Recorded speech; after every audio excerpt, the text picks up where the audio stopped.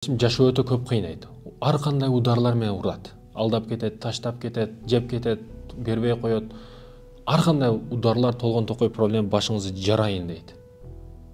Кыйынчылыктар тойгозгон учурда, эч нерсе кыла албастан жол таппай тумандын ичинде калып кеткен учуруңузда акырын 20 этажга чыгып, дарыянын боюна келип, же машинанын алдына келип, чоң трассага чыгып, же колуңузга жип байлап сарайга кирип калган учуруңузда ойлонуңуз, урматтуу мекендешим. Бул окуялардан, сиздин окуяңыздан, сиздин башыңызда болуп жаткан азыркы ситуациялардан, азыркы учурлардан өткөн адам катары мен айта алам. Келечегиңиз алдында, жакын күндөр алдында, ийгиликтүү күндөр алдында.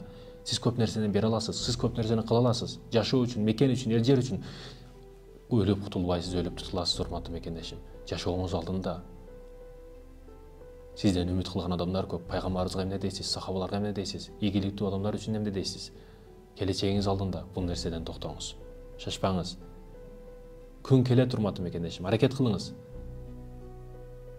Сизге ылай ыргыткандар колдогу ылайын кайерге бекиткенин билбей калат. Күн келет ушундай. Күн келет, сөмөй менен көрсөткөндөр, жылмайып күлүп деп колунан не келет экен дегендер, максатка жетиңеде, ийгиликке жетиңеде, өзүңүздү көрсөтүп коюңеде дүйнөгө.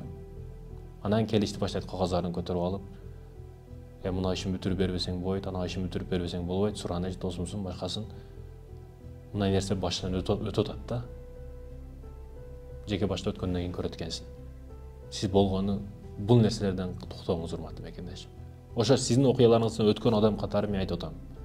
Бул туура эмес вариант. Бул туура эмес жол.